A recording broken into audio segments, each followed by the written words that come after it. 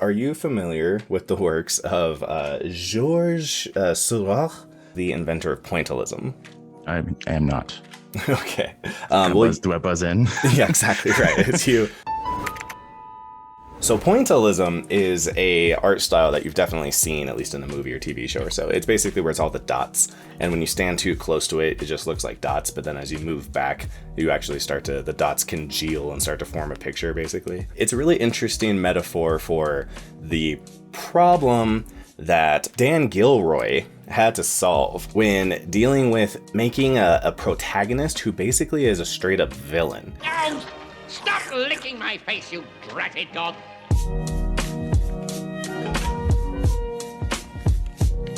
Because you have your standard hero, right? And so then having like an anti-hero, I think that there's struggles there, there's things to work with there. I think it's actually still a pretty far difference from when you get back to having someone who's basically just the villain of the story.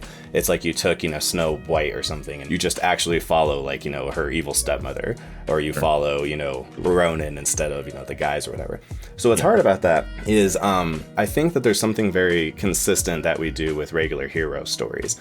And so a hero, again, not meaning protagonist, but meaning specifically like a heroic, person.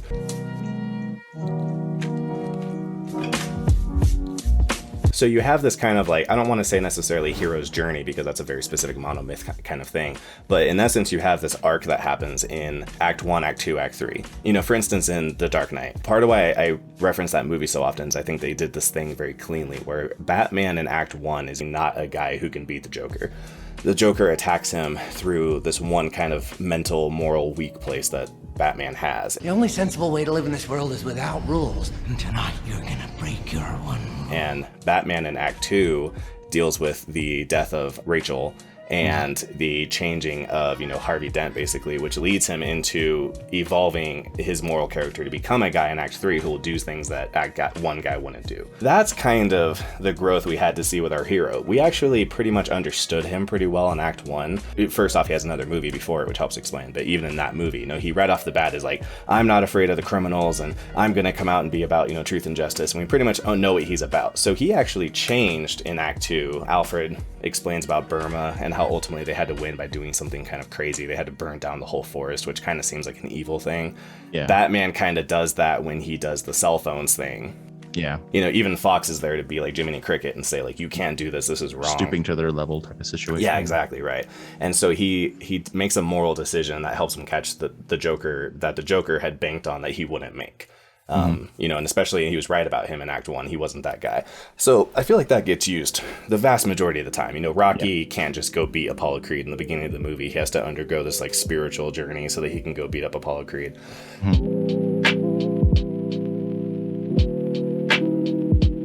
And so when you have a anti-hero, everything's pretty much exactly the same. They're just a little bit more kind of it's like Deadpool, like it's just he's mouthier. It's like maybe they kill guys instead of just, send them all to Arkham Asylum over and over and over again, which you could even argue in a utilitarian sense, like which one's a better hero at that point. Sure. Batman allowing the Joker to go and kill all those people over and over again is probably worse than Deadpool just shooting the guy on day one. Inaction just causes more misery. Yeah, exactly right.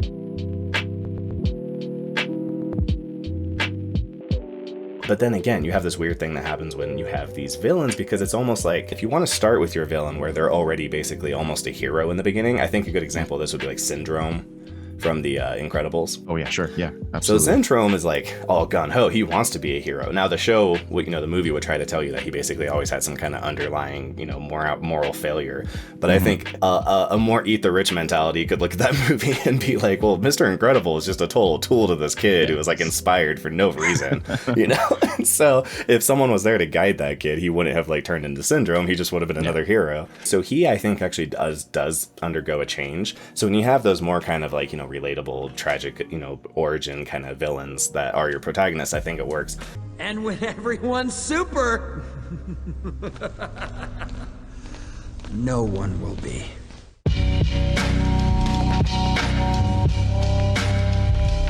Taking us to the movie that we're back to now here is Nightcrawler.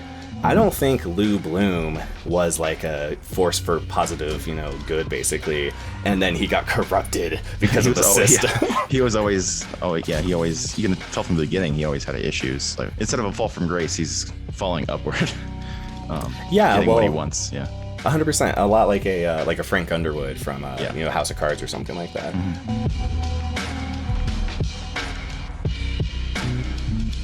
So for people who haven't seen it, maybe a quick synopsis basically is that Lou Bloom is our hero, or our protagonist, and he's played by Jake Gyllenhaal. Hello? There it is. So what happens with our boy here is that he ends up, long story short, we kind of follow him on a journey of becoming what they call a Nightcrawler, which is a person who goes and captures very, very expedient news to then go and try to sell to the highest bidder news, company or whatever. It makes sense it'd be popular in places like New York and LA. And so, he goes around driving with like a ham radio, basically hoping to catch like police signals or something, and then get there before other news crews get there. Yeah, I think he's just playing within the system. He's just desperate to a point, so he'll just do anything. He'll steal a bicycle. He'll still chain link fences just to be able to live. Right. You could look into it and blame capitalism and stuff like that. It's hard not to believe that the right person couldn't have gotten him possibly under his wing a long time ago. Yeah. Exactly right. I think because Syndrome. At the time that I say you could have saved him, he was a young child, So it's like, if you gave Lou Bloom the same treatment, then there probably was some young child. I guess you can say at the beginning of the movie, we don't obviously see before then. We don't know how far he's actually gone. We don't know if he's hurt anybody prior to this. Did the industry actually push him so far that he has to do the things he's doing now and as a Nightcrawler? Or is he like a Dahmer type? Yeah, or he's just like looking for an excuse. I get you, right. Well, so actually, that is blame the system or the person. And that's an interesting question, because I think you have something going on like that with, for instance, like Harry in the Spider-Man movies, the Raimi ones. When you see him do certain bad guy things, everything about the language of the movie is telling you that this is the worst. You're seeing him do the worst thing he's ever done up to this point.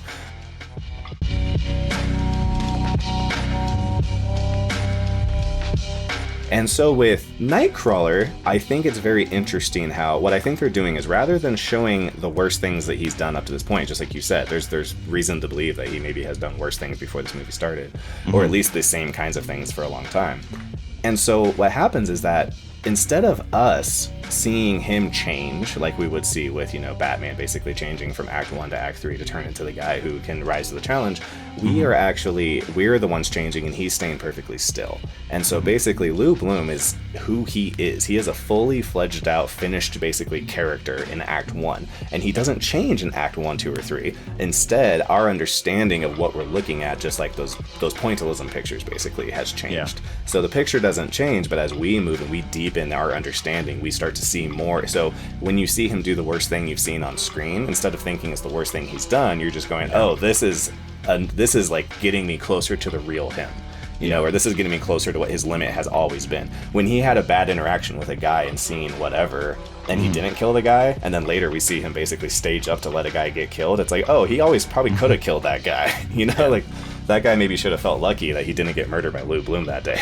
Yeah, you can also say that the industry, or you say the system, whatever you want to call it, like she says, that the producer just says, if it bleeds, it leads. He's inclined to do what he's doing. Like he has there's no consequence to what he's doing because the industry he's in encourages it. Absolutely. You're not really rooting for. No, I don't think a casual viewer is rooting for him. Like about halfway point, like you're just watching someone detestable work its way into the system. Yeah, like There Will Be Blood. Daniel Plainview is a wickedly unlikable person, but he's so much fun you want to keep watching him because that's where all the interesting things are happening. Exactly right. And then of course, both movies do an interesting thing where they take also then a villain for the villain basically. Yeah. And so you have Paul Dano playing Eli in There Will Be Blood, and then I almost said Max Landis. What's it? Bill Pullman. I think it's Bill Pullman. Maybe I'm crazy. Bill Paxton. Sorry, not Pullman. That'd be hilarious. Yeah. He's playing his rival. Yeah. That's right. And so it's kind of like they take any of the traits or characteristics you can misconstrue as being positive, basically, about our protagonist, and they strip those from the other character, but leave all the things you don't like about him generally. Yeah. So Eli is also very ruthless, but he doesn't have any. There's something you just can't help but respect about Daniel Plainview. You know, there's something ass kicker about him, and you're like, that's a man who like knows what he wants, and he goes and gets it, and he speaks like this. You know, it's like there's just something about that. And they open up with showing him, you know, like he's digging for silver, and he hurts himself, and then has to crawl to town with the silver, which he then uses to get like, you know, a land grant to then start digging for oil. You know, and by the end of the movie, he's a billionaire. So as much as you hate the guy, and you would even say he doesn't have any redeemable features, he has enough, you know, that helps make him.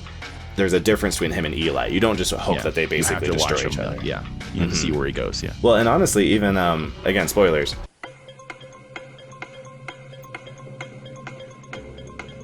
At the end, when he kills Eli, like, you're super rooting for the guy. You're like, yeah, Eli sucks. Like, I'm so glad you killed him. And then you're like, okay, secondarily, I guess I'm kind of glad you're going to jail too, because you really do kind of suck. Like, yeah. You know, Lou Bloom has that too, right? You know, so it's like Bill Paxton's character. It's like almost everything about him is quite similar to Lou Bloom. I don't even know what the positive traits about Lou are. I guess it's some of the things he says about himself. It's like he's a go-getter, you know. He's not lying. He's not lying. Like he just gets what he wants. He does anything he needs to do to get it. Interesting point is that Lou Bloom has been struggling his entire life to make any sort of headway. Now that he's in a position of power, he gets his own his own employee, and pays him scraps just like someone else would do in his position. So he's becoming a monster that he always hated without even realizing it.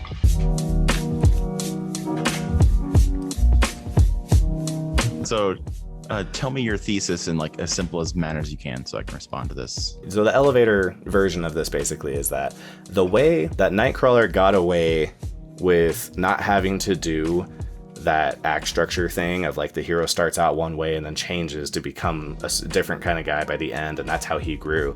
They skip that and it doesn't piss me off. Well, why doesn't it piss me off? Because instead of doing it with the character, they kept the character rock solid, and then they had very good special control over what they let me see of the character. So my understanding of the character evolved in that 1, 2, 3 act structure rather than the character evolving in that 1, 2, 3 act structure.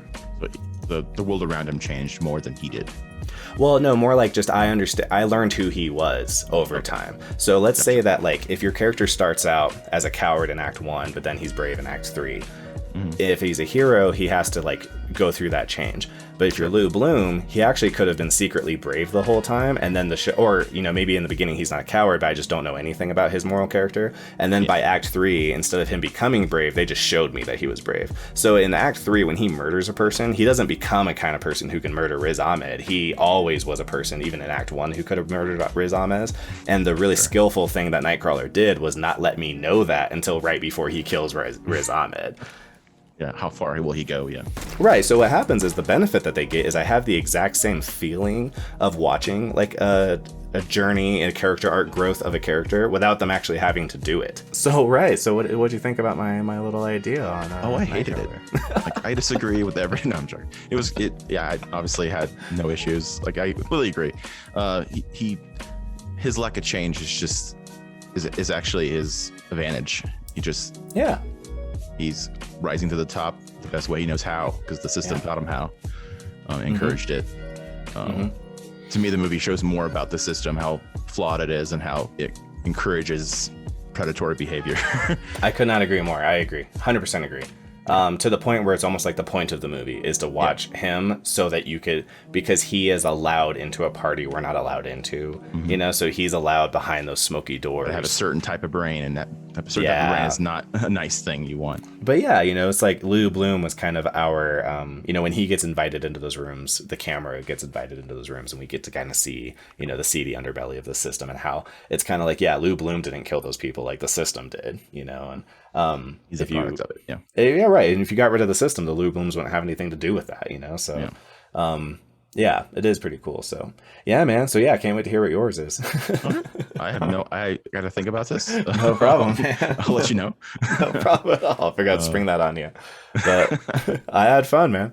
Yeah, absolutely. Real quick, where can everyone find you, brother? You can find me on Twitter at J33_Apollo. Awesome. All right. Well, all I have left to say is bye. See you later. See you. Man. Bye. Bye.